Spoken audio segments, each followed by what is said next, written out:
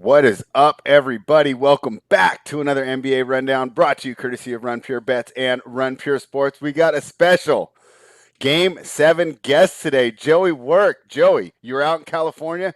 I'm out in California. We had to bring you on today to talk about the wild week that we saw in the NBA playoffs. What a week. I can't believe everything we saw. Just give me your general thoughts. Like, you don't come on every day. So, fair game. Anything you want to talk about? Yeah, I love basketball. If I could be a pro in any sport, I love baseball. Don't get me wrong, but if I could be a pro in any sport, it'd be a basketball. So much fun. Even every single game, so exciting. Teams down by 20 in almost every game, coming back winning. And you know what? I'm like a snake. I told you a couple months ago. I bet a couple futures, right? Yeah. So I'm like a snake. We're shedding the Knicks skin, and we're putting on the Clippers jacket, and we're rolling the Clippers in. Yeah, this is the dope Clippers jacket. It's got the home and away on both sides. Look at this thing. Home on one side, away on the other side. I went to the store yesterday. The guy's like, man, is that jacket split on the back? I'm like, yeah, it is. He's like, that is awesome. I'm like, yeah, let's go. So I bought my popcorn. I got my jacket, and we're ready to go. I love it. So let's start with that game then. What did you think? So Tyler and I are texting each other DMs of doom at the end of the first half. Like, what is going on? Like, this isn't even close. I was over at my girls, got back in the second half. I'm like, wow, a lot's changed here in the time it took to drive to my house and your house during this halftime. Was that just crazy or what? Terrence Mann, what were your thoughts on the game? 39. Terrence Mann, 39. He really stepped up. Obviously, you need to find who was going to step up in this game. I didn't think it was going to be Terrence Mann, but hey, good for him, Yeah. He took on that role to help PG, and it really affected the game. And then once he got confident, everybody was confident. Yeah, like Beverly shooting threes, knocking them down. Like Reggie Jackson's knocking them down. Everybody was confident, and it just moved the whole mojo of the team. And man, that second half was very impressive and good for them.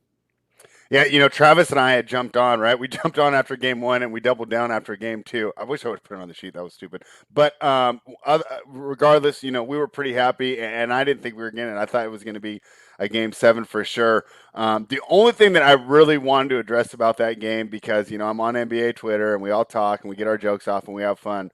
But this Rudy Gobert slander, man, it's like, yes, I understand he didn't do well, right? But you're going to watch the game, and you're going to tell him he was the problem with the defense. Here's what would happen. A Jazz defender would get absolutely burned off the dribble, right? No perimeter defense at all. Gobert rolls over to help, right? But then they're not adjusting behind him. They don't continue to rotate. So then there's a wide open three. How is that Rudy's fault? It's because they're not rotating properly. And a lot of that, I think, had to do with the injuries and Mitchell not being 100%. Yeah. Yeah, Rudy can't do it all. That's for damn sure. He's the hog down low. You ask him to go out. You ask him to cover somebody extended. That's when the problems start. Yeah, and obviously, that small ball lineup is a good way to attack him, right? Because you take away the shot blocking, and he's obviously not as good on the perimeter. But when he rotates to stop a drive, and then the rest of the team doesn't rotate, and they give up in a corner three, to me that's not on Rudy. You know what I'm saying? So it's Absolutely. Like I understand, and Donovan was hurt, so I'm not going to take anything away from him. But I just thought some of that was unfair, because I just felt like the reason that the Clippers played so well was the Jazz weren't rotating defensively, and then they just given up in those wide open corner threes, which in the new NBA is like the slam dunk. Like it's the shot they designed for, Yep, so you can't do that. Yeah, that was fantastic. The Hawks hurt my heart. I really thought they were going to get it done. What did you think of that game? And obviously, let's go ahead and give credit to Joel Embiid, who had been slipping in the fourth quarters, but stepped up and got it done last night. What did you think of the Hawks losing that down there in Atlanta? Yeah, it's going to be tough now. I'm seeing is the Sixers already 7-point favorites tomorrow for Game 7? And that makes sense to me, and we'll get into that a little bit. I actually think that's the proper line, but go ahead. Yeah, that was the game the Hawks needed. At home. Now they got to go back to Philly. It's going to be a tough Game 7 in Philly. Obviously, this team has overcome a lot of obstacles this year. So if anybody could do it, they could still do it. Don't get me wrong. Just going to be a much harder task at hand. And I think, that definitely got a little mojo behind the Sixers. They got a little confidence after that, I'm a somewhat smooth victory. They kept them home down the stretch, didn't let them really get back into it. And just cruise to somewhat of a victory. But, they need more out of the pieces. Bogdanovich played like shit yesterday. Yeah, I mean, like if they need him, he is like the key factor. I thought even in the Knicks series, he was the key factor to put them over the edge. So Gallo, I don't think Gallo's very good at all, but they need that other guy. Yeah, So. you and Title don't like him. I think he's okay for like what he does, which is basically just like a stretch four. Like, Yeah. okay, I understand your point though. He's not that good defensively. He's a liability on the defensive end, and for his size, he doesn't rebound that well. But he does give you space on the offense, and I do think that helps for Trey to give him space to get in the lane and also do those little floaters to Capella. So I understand your criticisms of Gallinari. I'm not as down on him as the other people are. But hey, Bogdanovich, right? I mean, like, who would have thought that, first of all, John Collins would be excellent defensively, which I didn't see coming, and Bogdanovich couldn't make a three. Those are like two things that, like, I think were really hard to predict before the game started. Yeah, absolutely. I mean, John Collins has slowly played better as well. Definitely, Yeah. he was lost in the Knicks series. He barely even showed up. So that's definitely going to help, and they're going to need him in Game 5, that's for sure, or Game 7. Yeah. So what do you think about Game 7? So when you say this -7 number, right? Here's why I say it's right? So -7 correlates to -300, and -300 is an implied probability of 75% to win, right? In Game 7s of the NBA, the home team wins 80% of the time. So to me, that's the right number, just off of history. And I don't know what we saw yesterday that would lead us to believe that Atlanta is going to be the team to buck this trend. My thing that I would say would be if Embiid's not 100%. He looked pretty good yesterday, right? And if we get that same player, it's hard to see the Hawks' path to victory, even with Ben Simmons, barely even playing. Tobias Harris played great yesterday, and I mean, Daryl Morey should get Executive of the Year just for getting Seth Curry for Josh Richardson. I mean, what a deal! Yeah, I hear you. I mean, I don't know. I just think 7 might be a little too much. It's going to be a Game 7. They should keep it close, but again, Philly, when they win, they cover mainly. And this series, I think when they won, they've covered every game except for the last one. I mean, the spread yesterday was Atlanta was favored, or Philly was favored by 2 yesterday. It closed around 3. 3, yeah. So I mean, they did. So they have covered every game that they won thus far. Mm-hmm. So I understand. Do you think that Philly will take money, or okay, so? To me, the number is right because it correctly correlates to the money line. So -7 is about -286, and it's a little lower, but that's pretty much what we'll see during the season, right? So a -7, it means 25% chance of winning. Now, let's say I do like the +7 because I do agree with you. It does seem like a lot. Do you think Atlanta takes money, or do you think I should bet it right now? I think Atlanta probably does take money. So maybe we should put that 7 in right now. Huh? Yeah, I would think that number goes down to like 5.5-ish, maybe even 5, 6. Yeah. I definitely think the public, they see the 7 and they're thinking the same thing I'm thinking. Like, wow, 7's a lot for a Game 7 where both teams won 3 games thus far. So I would assume that Atlanta does take money. Yeah. All right. Let's talk about, because we'll do tonight's game last. So let me just get your thoughts. Although I got a pretty good idea because of the jacket. Tomorrow night or tomorrow afternoon, they'll tip off. So the Clippers only get like 36 hours here, right? Because they finished last night around 10 p.m. I think they start up in Phoenix. Yep. At noon for me tomorrow. So I'm going off West Coast times. They finish at 10 p.m. West Coast, and they're going to start at noon. I don't know if Arizona, I don't know how the time switch. I don't think they do that, which is smart. They don't do daylight savings in Arizona. That's probably the best thing they do in that whole state. But 36-hour turnaround. I've seen a line right now of Phoenix Suns -5, -202, and we don't know about Kawhi or Chris Paul. And so it's kind of hard to cap. But what are you expecting from that game tomorrow? Do you think the Clippers get it done in Game 1? I mean, Chris Paul is basically a major factor. I'm counting Kawhi out. I don't think Kawhi's playing. Yeah. Chris Paul, I read that he's only going to miss 1 game, so this would be the game. So if Chris Paul's out, give me the Clippers all day. Yeah. Give me the Clippers with the points. Give me the Clippers on the money line. I don't care. In this situation, I think the less rest might even help them. Right. They played 2 games without Kawhi. They know the mojo has been great. The small ball lineup has been great. Everybody has contributed. They passed the ball around, and they definitely have a lot of confidence after yesterday. So they want to get right back in it. I get it. It's on the road. They're going to Phoenix. It is what it is, though. If without Chris Paul, I think he's like such a big importance on that damn team. Like without Chris Paul, they don't sweep the last series. They might not even beat the Lakers. Exactly. So I agree with you there. Yeah, it's Clippers or nothing for me if Paul's out.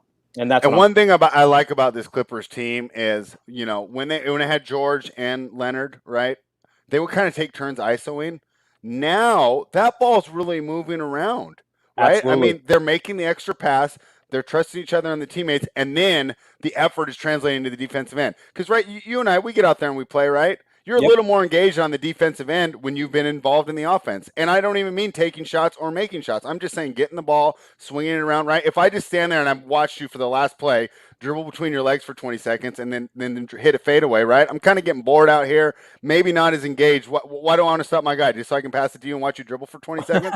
So I love the way that they're doing. Ty Lue made all the right moves here. It'll be interesting to see how much run Zubac gets in this series. I thought that he'd be effective against Gobert last series. He was not. The best lineup had Batum at center, and they were really small towards the end there, as I didn't even see Marcus Morris on the floor closing. They went with Jackson. I'm trying to say Jackson, Mann, George, Batum, and who was the fifth one that really surprised me? The other point guard. They had Beverly. Yeah, Beverly. Yeah. Yep. So I wonder if they go with that really small lineup again. But here's the thing: they're not going to just give up. The Suns aren't just going to give up their perimeter like the Utah did. I mean, they were just traffic cones out there. It was like, when you do the drills and you just put the cones, and I'm like, all right, Joey, like dribble through the cones and make a layup. I mean, that's almost what it looked like there. So I'm with you there. I think I'm going to take the Clippers tomorrow, but we still have some time to think about it. And let's go ahead and let's transition right into tonight. This is a lot of fun, talking some NBA, but I think people are here. They want to bet tonight's game, Joey. They want to know where we need to go. I actually think I'm surprised. I was hoping that Milwaukee would get more points. I mean, it's moved. So it's moved 2.5 points, right? But moving through zero is not the same as moving from 3 to 5.5. So the move through zero, I don't give it as much credit as it. To me, it's like a 1.5 point line move because I don't count the move through zero. But Brooklyn's taking money, and I do understand why. I mentioned it earlier. Game 7's the home team wins 80% of the time. What do you think for tonight? I'm holding a Milwaukee ticket. I bet them before the series at like plus 188. Do I have a chance, Joey? Give me some hope. Yeah, you got a chance. I mean, Game 7 again. Stop Kevin Durant to win the game. I mean, it's easier said than done. Don't get me wrong, but I mean, Harden was terrible last game. What did he shoot? 5 of 9. I mean, that's not terrible, but he played 40 minutes, minus 20 on the plus minus. Obviously, he's probably playing no defense whatsoever. He's just out there like, hey, try to get me the ball. I mean, they need the factors in Jeff Green needs to somewhat show up. He played 35 minutes, 2 of 9 last game, like another guy minus almost 20. So him and Joe Harris need to step up. Otherwise, I think the Bucks probably win this game. I'm not crazy about anybody else past the benches. Mike James, Landry Shamet, none of these guys are all role players. They're not putting this team over the edge. 10 deep, the Bucks are definitely better than this team. So, I mean, hone down on Durant. Don't let like Joe Harris get hot, and they win this game. Yeah, I mean, I think the key is you got to throw Giannis on Durant right off the bat, and if he gets torched, then you make the adjustment. But you got to at least try, right? I mean, at least try, and if it's not working, you go to something else. But do something to make him feel uncomfortable, and I mean, that's what we're going to have to do here. So if that doesn't work, then you switch and you use Durant. I mean, you use Giannis in the perimeter, but then you roll a hard double. Right, and then you use Giannis to try and pick off those passes. Those are the two things. Do we trust Coach Bud to get him done? I'm not sure. The one thing we can give him credit, though, remember last year when he was only running the guys like 35 minutes? I think Giannis had like 43. Middleton had 45 last game. So that adjustment's been made. I mean, it was an easy fix. We all said, "Hey, this." I've watched the playoffs since 1984. Right, the rotations get really, really short in the playoffs. You get one day Yep. off. This isn't the 82 game grind of the regular season. So I'm glad that he finally got that done. Other things that we could point to for the Bucks' potential success would be, their ability to get stops. I do like them better defensively as a team. Just Kevin Durant is that X factor in that game 5, right? I mean, it didn't matter what you did. You could have put Giannis on him. You could have, brought in prime Dennis Rodman, prime Scottie Pippen. I don't think anybody was stopping him. That's how good he played. I see some questions in the chat. Joey talking about props on KD. What do you think? I mean, there's a chance that he goes over and the Bucks still win, right? Oh yeah, absolutely. He's that probably is the case. I'm not exact. What are the props on? I mean, I'm sure it's pretty high. Yeah, it's 35.5 for him on points, which to me, that's the right number. Yeah, yeah, that's probably about right. Yeah. But I'm not really interested in it. Who are you? Is there a player that you would target? Right. So Giannis is 33. Pat Connaughton's 5.5. Bryn Forbes is 5.5. Holiday's 20.5. Middleton's 25.5. Lopez 13.5. Tucker's only 4.5. That's the one that I like the most. Looking at him on the for the Bucks on the Brooklyn side, Durant's 36. Jeff Green 13.5. Blake Griffin 11.5. Harden 18.5. A little bit interesting, but it's juiced to the over, so I can't get involved at minus 136. Joe Harris 13.5. Hey, we should probably bring him up. He's been absolutely terrible. Does he get it right tonight? Because that could cause problems for the Bucks, huh? Yeah, he's definitely a big factor. He needs to get it right for this team to, potentially win this game, I think. Yeah. It's like these small guys like him or Jeff Green, one of those two got to go off and have a game. Otherwise, I think they lose this game. Yeah. Maybe Landry Shamet. I mean, not like he played 22 minutes last game too. So, but I'm interested in Giannis rebounds. Yeah, and Tyler usually loves that one. So let me see. They got Giannis at 4.5 for assists. Rebounds, they have him at. Let me scroll up. Let me scroll back down. I scroll past it. 14.5, but it's plus 128. Wow. That's amazing. Right. Yeah, they kind of scared me off there, even at the plus money. Yeah, that's a little too much for me as well. Yeah, maybe a PRA there, or just a points and rebounds total, and that way you have a little more leeway. Yeah. Right? So how do you expect him to look overall tonight? I mean, obviously, it doesn't take a huge NBA analysis to know this, right? But game's probably on his back, right? I mean, do you think that he shoots well? Do you think we get over 50% from him? It'll be close, but I think he'll be smart. Yes. Mm-hmm. He's not going to be taking any outrageous shots. Try to get close to the basket as possible. Maybe not take a minute and a half at the free throw line. That's terrible. Oh my goodness! They said in the 7 free throws, it took like 10 minutes or something for him to shoot 7 free throws. It was 10 free throws was like 3.5 minutes, which is they're saying it's like half a quarter of game time was just craziness. Yeah, and they just obviously they let him get away with it because it's Giannis, but I mean it is what it is. The guy needs to work on his free throws anyway, so he's practicing with no ball. I almost wonder if he's psyching himself out. He probably is somewhat. It probably is in his own head a little bit. You're right. Yeah. So that'll be interesting there. Let me see. Any other questions from the chat, or do you want to just get straight to it? Yeah, Jonathan Nelson, the Clippers game was crazy last night. All right, Joey. Well, this is gonna be a quick one for Game 7, and as I told everyone, I've been on this. I told Joey before we started up. I've been. Of the last 90 days, I think I've been on 87 days giving out picks, giving out predictions, right? Living and dying, right? As my picks either make me look really smart or really, really bad. I'm really emotional today. I'm actually here more to hang out than handicap the game. I mean, I'm already involved. If you guys have been watching the show, I've been pro Bucks. All together. I'm not getting involved on the side again. I will let it ride because it's pretty cool, Joey. I got a plus 188 in this Game 7, and my money line's a plus 107. So I did something right? So even if I lose tonight and it goes down, I can feel pretty good about the position I'm in. if I were to give out an individual play for today, and I'll start today, I would say the under. Unders are always great in Game 7. It's almost like you don't even have to watch the first 6 games. You could have been out on a yacht, not even paying attention, just rolled in today and just bet a Game 7 under. And I think that you're making a good bet there. And people agree with me because it's open at 218. It's down to 216 and a half.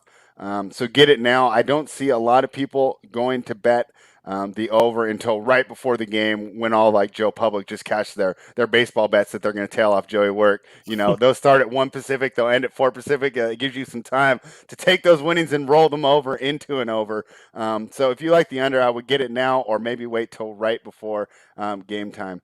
Thank you, Landa. I appreciate it. Yeah, and you guys know this. Like the hardcore gamblers in here, they know that I'm not Nostradamus. I don't come in. I'm not going to get every pick right. I'm going to give you my opinion. My ideas on the games, and we go from there. And everybody has bad streaks, and everybody gets emotional, especially because I really think this game has ramifications for the league overall. The league needs small markets to be successful. And, if Brooklyn wins with this team that they essentially threw together, it's just bad for like Giannis staying his whole contract, right? Because if he loses again, when do the whispers come in? Hey, you can't get it done in Milwaukee. Come to Los Angeles. Come to Miami. Come to New York, right? That'll be tomorrow if that happens. Yeah, so I really think that, this is more than just, a Game 7 to see who wins. I think that the NBA really has a lot at stake for tonight. And we'll see if it goes either way. You know what? Because let's say that I do lose this bet tonight. Watching Kevin Durant for another 7 games, I don't really mind that, right? He has been so good. He's been so fun. I really think he's the best basketball player there is right now. So I've been rambling a little, Joey. That's how it goes when you get emotional. You've been watching so much basketball, and the heart turns. Like I said, at halftime last night, me and Tyler were like, we really flubbed the show today. And then he texts me back in the third quarter, like, hey, we got a shot. This Clippers pick might not be too bad. So, Joey, let me go ahead and hear it. Side, total, or prop for this Game 7 tonight. What is your best bet? You know what? I'm going to take prop Pat Connaughton over 5.5 points. I love it. He's I been like playing targeting those other guys. I like Connaughton and I like Tucker there. Why am I going to sit there and sweat 33.5 for Giannis when I can get 2 threes from each of those guys? Yeah. Tucker's at 4.5, so I'm not totally against that either. Yeah. All right. Yeah. So my play is the under. I'm already on the Bucks to win the series. That's who I will be rooting for tonight. And, Joey likes the Pat Connaughton over, and we'll throw him for a bonus. I think Joey agrees with me. The PJ Tucker one seems a little low, too. I think I can see him getting loose for a couple corner threes. So, Joey, thank you for coming on today, because we missed Tyler, and otherwise it would have been me really rambling for 22 minutes straight. So, I appreciate it. I'm sure the viewers appreciate it as well. Absolutely. I brought my popcorn. As knowledgeable as I am, it's always nice to have someone to bounce stuff off of. So before we get out of here, I think they got a more chance to see Joey work today. When can they see you next, and what winners will you be given? Yeah, so I'll be live in about an hour for Run Pure Bet subscribers only, doing a MLB rundown. Okay. For all games. Today there was only 2 1:00 games, and then there's 1 3:00 game. So then there's another 12 games the rest of the day. So I'll be running through every single game for Run Pure Bet subscribers today, 3:30, and then tomorrow I'll be live for Father's Day. It'll be on this YouTube channel for the whole MLB slate for tomorrow. And I do have a little special guest. JJ and Holden will not be there, but it'll be Joey Work Show with a little special guest. Well, that's fantastic. I can't wait. And I've been loving the baseball content, Joey. I can't always watch the shows, but you know what I can do? Because, I'm part of Run Pure Bets. I can go into the spreadsheet. That's right. Right? Even if I didn't have the 20 minutes, the 40 minutes to watch your show, right? I put these plays in. It's been pretty good, Joey. Yeah. I got to say thank you. You're welcome. I got to say thank you. We had Tuscan chicken last night with, we had the works, treats, and I appreciate it. Shirai appreciates it. The kids appreciate it because, I was sitting here, really fighting, turn a profit this week and having those baseball bets really really helped out the bankroll and made it a lot of fun. You know, I turn on those games. Sure, I has an MLB package, so I do have it where I Yeah. can watch any of the games. And one thing I noticed, Joey, your ROI in California is pretty high. That is Might have to correct. start house Yeah. hunting pretty soon. Yeah, that was a nice little Cali trip, a little 11-4 action, plus almost 7 units there in 5 Yep. days. So if you guys are not a member, head on over to rumpyourbets.com. Use the promo code BETS25 off, and you can watch Joey's show. If you're not available to get in now, I understand financial implications, things like that. People can't always join at all times. Joey's going to be here for you tomorrow for free, so don't miss out on that content. Not to mention the Sports Keg will be live tonight. For MMA, and I think he's doing some Father's Day for NASCAR tomorrow. I'm actually not sure my schedule. I do have a little league game, and I think that we might be doing like a team party afterwards because the season's winding down. I'm not sure if I'll be on with the Keg tonight, but I'm definitely trying to make it. Even if I'm not on for the game, I'll jump on, talk about it. But he's going to be breaking down the MMA and giving out the winners. I mean, over the past 3 years since I met that guy, I mean, this guy's he just crushes UFC. And he crushes NASCAR. So, you know, it's a great weekend to be subscribed to the channel. So, hey, guys, please like the video, subscribe to the channel. Joey likes Pat Connaughton over 5.5. I like PJ Tucker over 4.5 and the under. And we're rooting for the Bucks, guys. Let's go small market. Let's upend it, right? Let's do it right. We got the green on the hat. Thanks for hanging out, Joey. Thanks for watching, everybody. Run pure.